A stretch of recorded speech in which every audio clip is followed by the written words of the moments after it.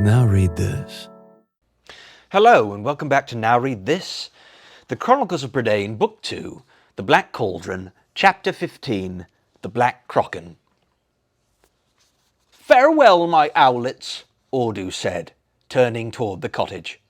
"Unfortunate you couldn't strike a bargain with us, but that too is the way of things are. Flutter home to your nest, and give all our love to little Dalban." "Wait!" Terran cried, and strode after her. Eilonwy, realizing his intent, cried out in protest and caught his arm. Gently, Terran put her aside. Audu stopped and looked back at him. There is one thing more," Terran said in a low voice. He stiffened and took a deep breath. "The brooch I wear, the gift of Prydain, son of Taliesin." "Brooch?" said Audu, eyeing him curiously. "A brooch indeed. Yes, that might be more interesting. Just the thing, perhaps. You should have mentioned it sooner." Terran lifted his head, and his eyes met Audu's.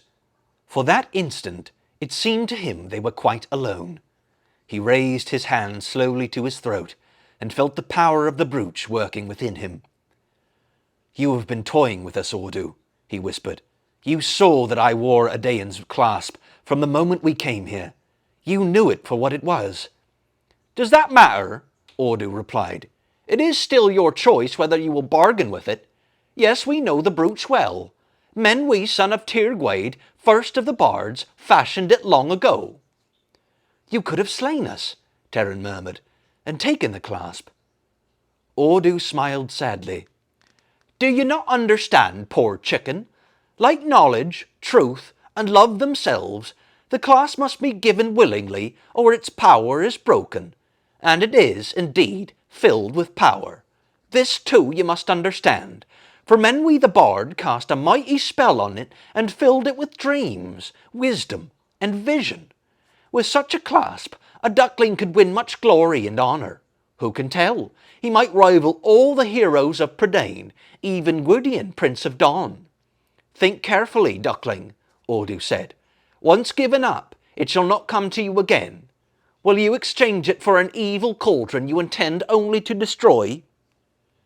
As he held the brooch, Terran recalled with bitter clarity the joys of sight and scent, of dewdrops on a spiderweb, his rescue of the companions from the rockfall, of Gurgi praising his wisdom, the admiring eyes of Eilonwy, and Prydain who had entrusted the brooch to him.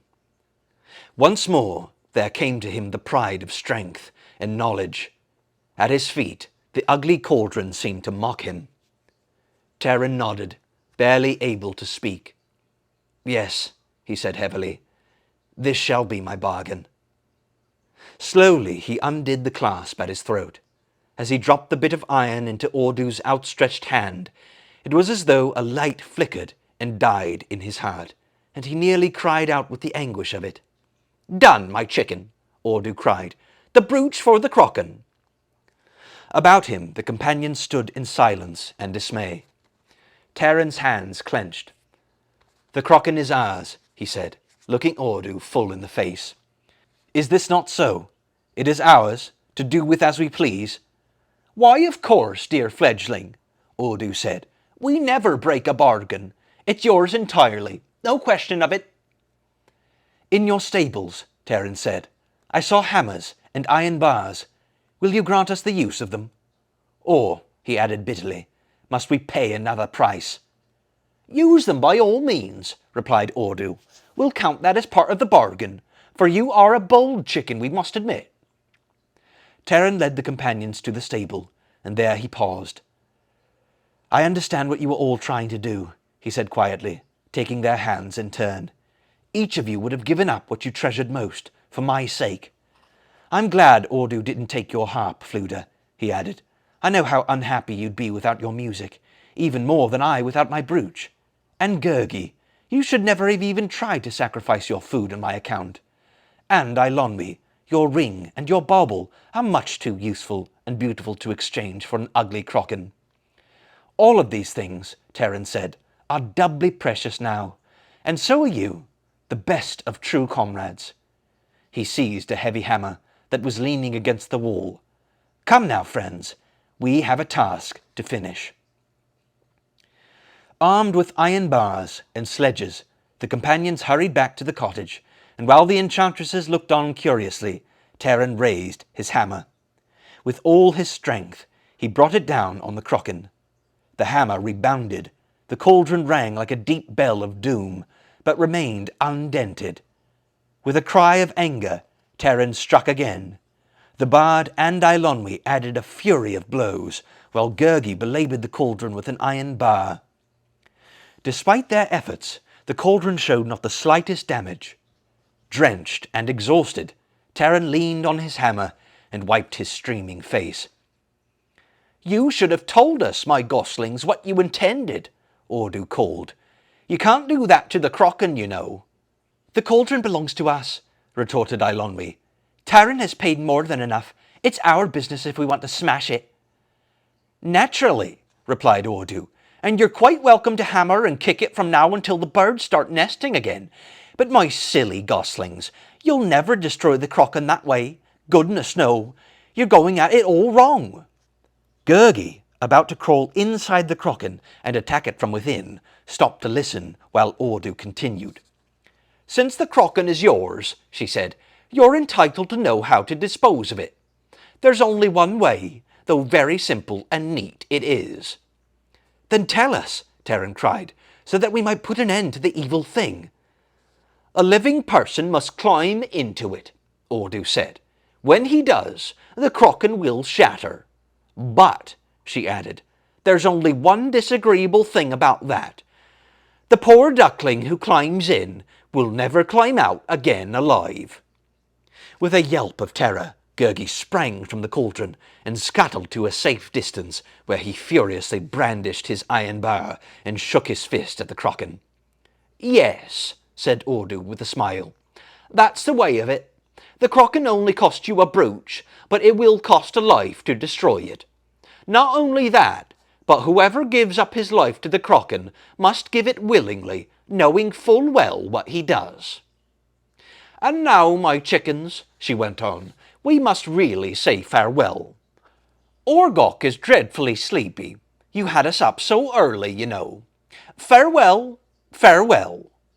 She waved a hand, and with the other enchantresses, turned to enter the cottage. "Stop!" Taran shouted. "Tell us, is there no other way?" He ran to the doorway. Ordu's head popped out for an instant.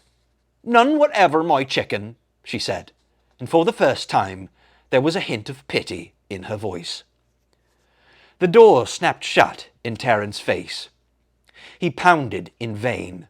No further reply came from the enchantresses, and even the window suddenly darkened with an impenetrable black fog. "When Ordu and her friends say farewell," remarked the bard, "they mean it. I doubt we shall see them again." He brightened. "And that's the most cheerful piece of news I've had this morning."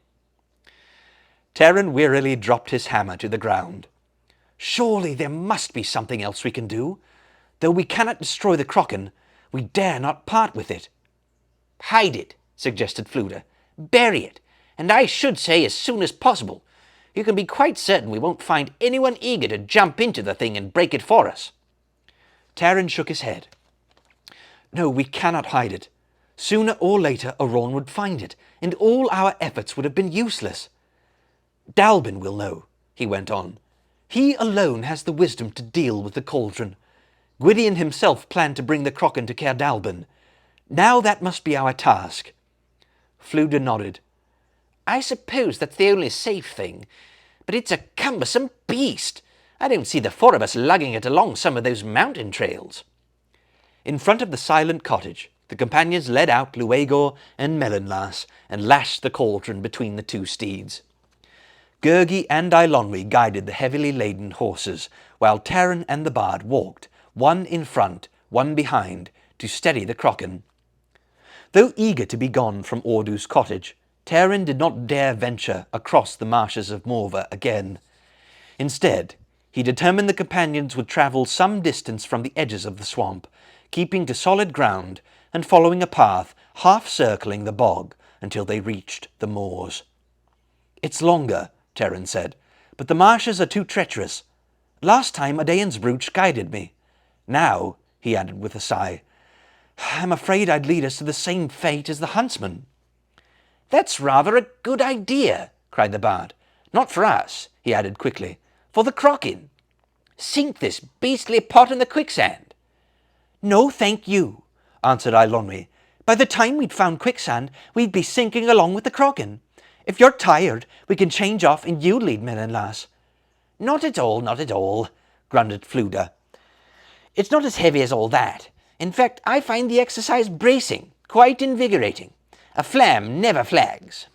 At this, a harp string broke, and the bard gave it no heed, busy as he was in holding his side of the swaying cauldron.